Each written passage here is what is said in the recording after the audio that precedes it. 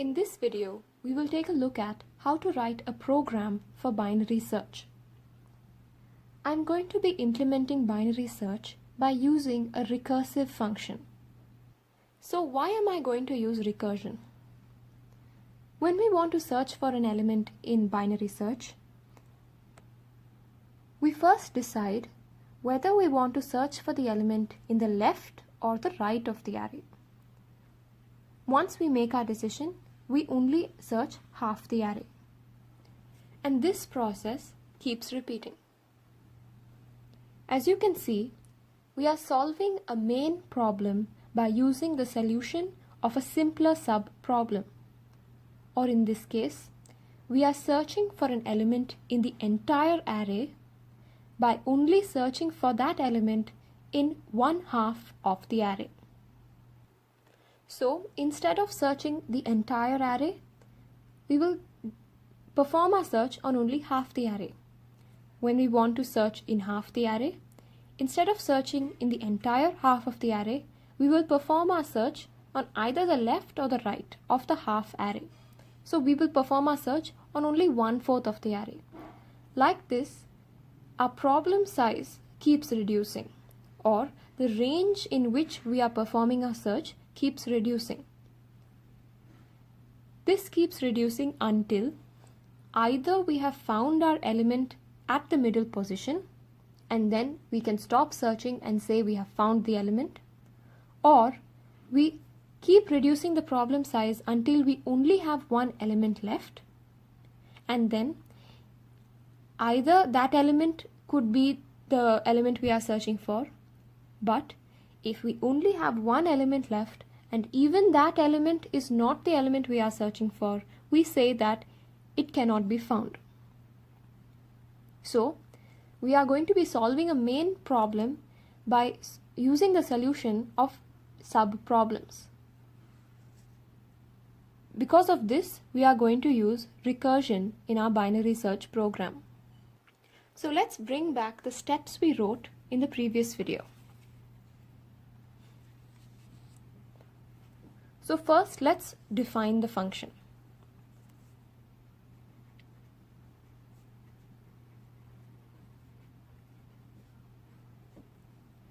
The function will return an integer because it will return the index at which an element was found. If the element is not found, it will return -1. Let's look at the parameters to the binary search. We will first have the array.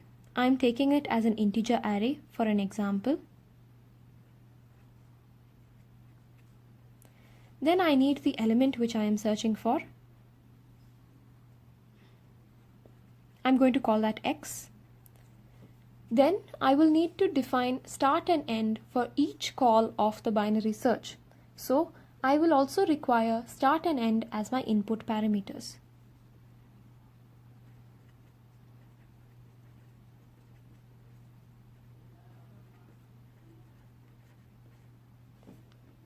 So with this, I have finished defining my function.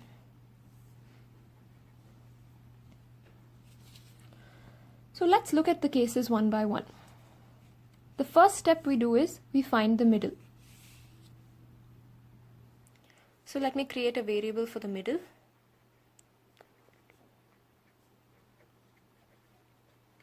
And compute the middle.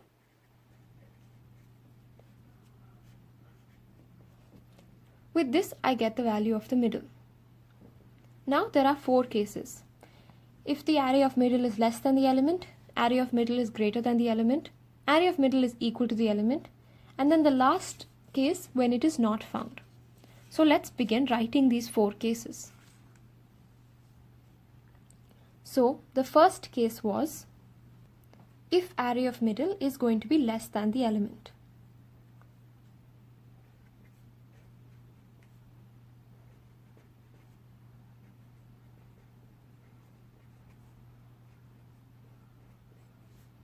In that case, what we said was we want to search to the right of the middle element. So we are going to perform a search.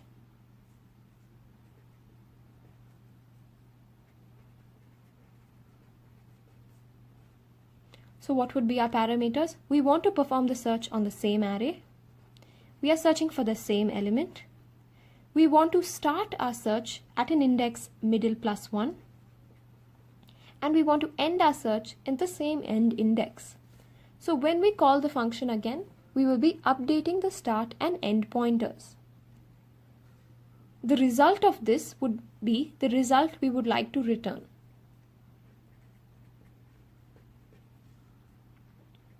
So we have dealt with this case. Let's look at the next case. If array of middle was greater than our element. In such a case, we would like to perform the binary search to the left of the middle element.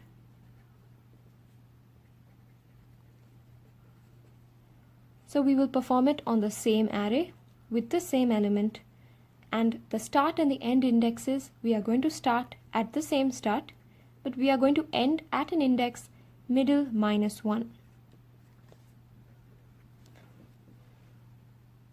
So if the element found at the middle is greater than the element we are searching for, we will search in the left part of the array, which begins in start and ends at middle minus 1. Now we look at the other two cases. So the first one was if the array of middle is equal to the element.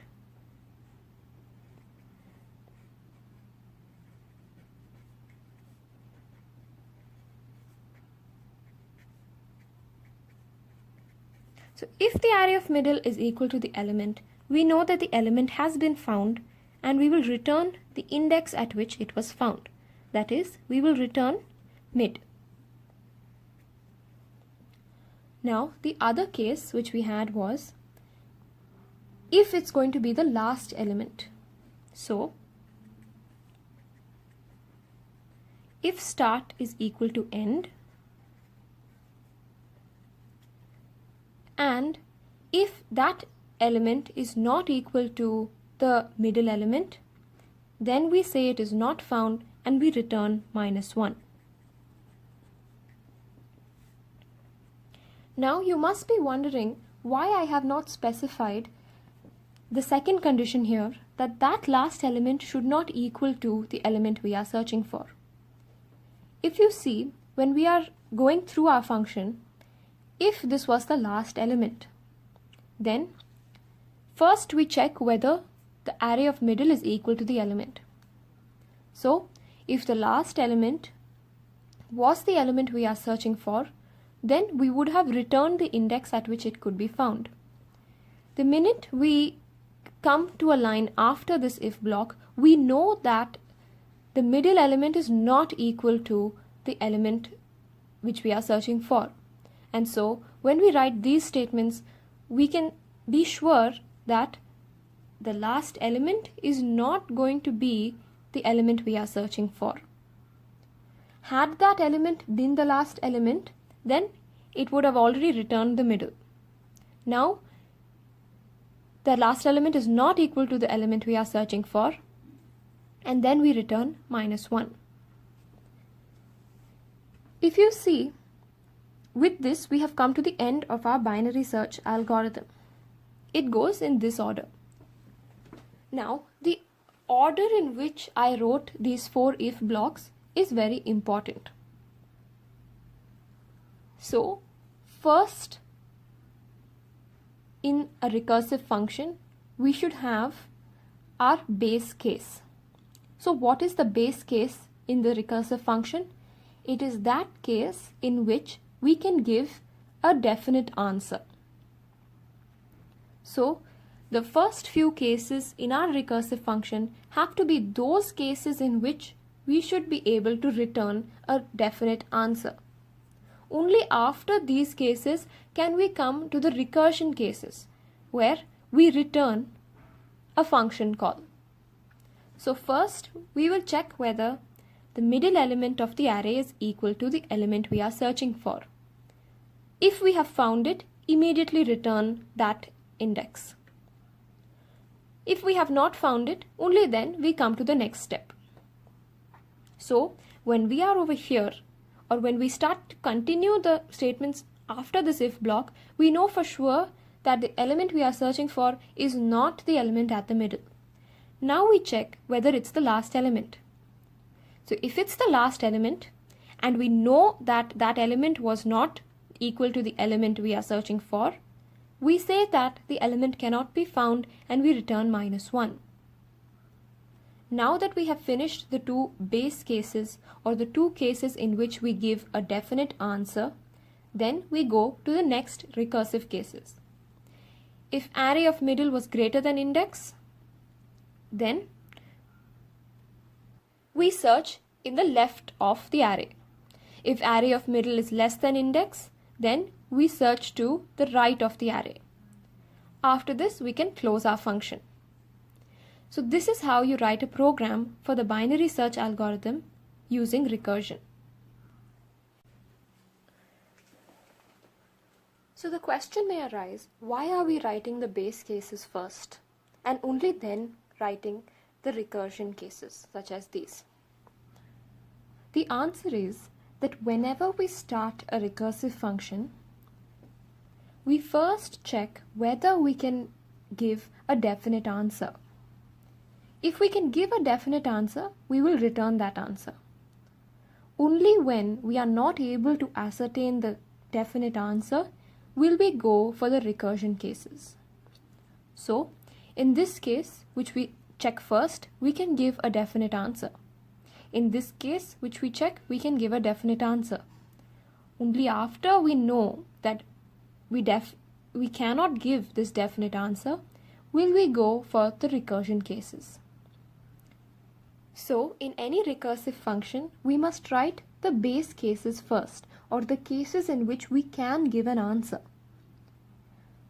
So, the first thing we check when we enter a recursive function is this the case in which we can give the proper answer? Only when we can't give a definite answer will we have to go for the recursion cases.